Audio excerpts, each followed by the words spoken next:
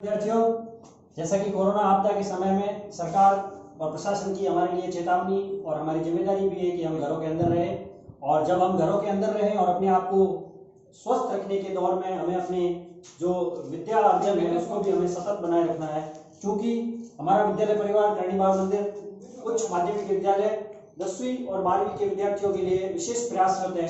साथ ही साथ वो हर कक्षा के लिए ऑनलाइन कक्षाओं की व्यवस्था करने जा रहा है। इस कड़ी में आज मैं आपके सामने लेके आया हूँ सामाजिक विज्ञान कक्षा 10 के लिए, जिसका पेपर अभी होना बाकी है।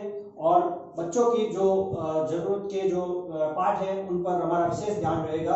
इस कड़ी में मैं लेके आया हूँ पाठ लोकतंत्र, जो अपने आप में 5 नंबर की महत्ता रखता है प्रश्न पत्र में। और यह लोकतंत्र न सिर्फ प्रश्न पत्र में, हमारे संपूर्ण जीवन में, क्योंकि भारत की शासन व्यवस्था का आधार लोकतंत्र है। और यह लोकतंत्र हमें सिर्फ अपने पढ़ाई के दौरान या 10वीं के पेपर में सिर्फ मार्क्स अर्जित करने से संबंधित नहीं है, ये हमारे संपूर्ण जीवन भर काम आएगा।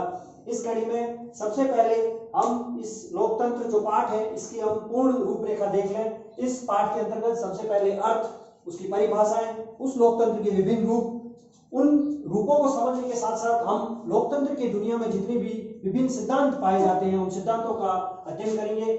इन सिद्धांतों के साथ साथ लोकतंत्र की प्रमुख क्या क्या विशेषताएं हैं, उसके क्या क्या गुण हैं, इन लोकतंत्र के क्या दोष भी दिखने में आते हैं, और लोकतंत्र की कार्यप्रणाली किस प्रकार कार्य कर रही है, जनता की सहभागिता उसमें कितनी है, सफलता के लिए आवश्यक तत्व कौन कौन से हैं जो लोकतंत्र की, लोकशाही की, प्रजातंत्र की सफलता को सुनिश्चित करते हैं। साथ ही साथ 21वीं सदी में जो परिपक्व हो चुके लोकतंत्र है उनके सामने जो चुनौतियां आ रही है उन चुनौतियों का भी अध्ययन करेंगे, ताकि इस लोकतंत्र का एक बहुआयामी और अपने आप में एक संपूर्ण अध्ययन हम कर सके और हम इसकी महत्ता को जान सके और अपने 5 नंबर की जो अंक भार है इसमें से हम अधिकतम अंक लाने का प्रयास करें। प्यारे विद्यार्थियों, सबसे पहले हम लोकतंत्र के अर्थ की तरफ जाएंगे। लोकतंत्र का जो रूप है उसको हम लोकतंत्र भी कहते हैं, जनतंत्र भी कहते हैं, प्रजातंत्र भी कहते हैं, लोकशाही भी कहते हैं। अर्थ की तरह देखें तो लोकतंत्र जो है वो हिंदी के 2 शब्दों लोक और तंत्र से बना है, और अंग्रेजी के वह शब्द डेमोक्रेसी से बना है। अंग्रेजी का डेमोक्रेसी शब्द 2 शब्दों से मिलकर बना है। दोनों शब्द ग्रीक भाषा के हैं। पहला शब्द है डेमोस और दूसरा शब्द है क्रेशिया। डेमोस और क्रेशिया, डेमोस का मतलब होता है भीड़, लेकिन आज की शासन प्रणालियों में भीड़ से तात्पर्य यहाँ की जनता से संबंधित है, और क्रेशिया का मतलब होता है शक्ति से।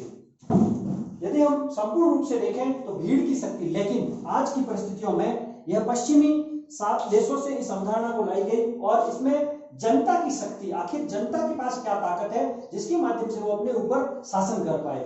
यदि हम देखें कि यदि जनता की शक्ति को शासन करने के स्वरूप में देखा जाए तो लोकतंत्र के अंतर्गत 3 प्रमुख अवधारणाएं आती है कि वह जनता अपने ऊपर शासन करने के क्रम में सबसे पहले उसकी निर्णय की विधि क्या होगी। जनता के ऊपर शासन करने के लिए जो नियम बनाए जाएंगे, जो निर्णय लिए जाएंगे, उन निर्णयों की विधि क्या होगी, उसके साथ साथ उन निर्णयों के सिद्धांतों का समूह क्या होगा, और इसके अलावा आदर्शात्मक मूल्यों से संबंधित यह लोकतंत्र होता है, ताकि जनता के ऊपर एक विधि समुचित या विधि के तहत उसके ऊपर जो शासन करने के लिए जो विधि निर्मित की जा रही है उसमें निर्णय लेने की जो प्रासंगिकता है उसको सिद्ध कर सके, और एक आम जनजीवन का जीवन को उसके बहुआयामी विकास को सुनिश्चित किया जा सके।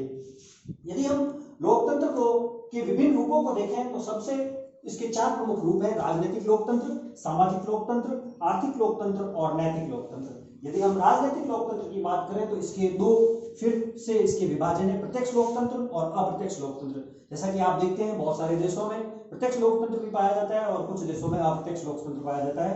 आगे अप्रत्यक्ष लोकतंत्र को हम 2 भागों में विभाजित करते हैं: संसदीय लोकतंत्र और अध्यक्षात्मक लोकतंत्र। यदि हम लोकतंत्र के इनकी बात करें, संसदीय और अध्यक्षात्मक, संसदीय लोकतंत्र में आप भारत का उदाहरण देख सकते हैं, अध्यक्षात्मक में आप अमेरिका का उदाहरण ले सकते हैं।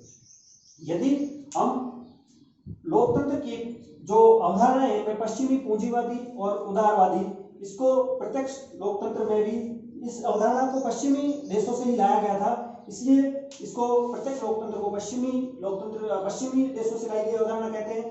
पूंजीवादी अवधारणा लोकतंत्र, मार्क्सवादी इसको पूंजीवादी लोकतंत्र कहते हैं। और इसको उदारवादी भी कहा जाता है। उदारवादी लोकतंत्र इसको दो रूपों में कहा जाता है, राज्य के रूप में या शासन व्यवस्था के रूप में, ताकि यहाँ के जो शासन व्यवस्था है उसको लोकतंत्र की अवधारणा में हम विभाजित कर सकते हैं।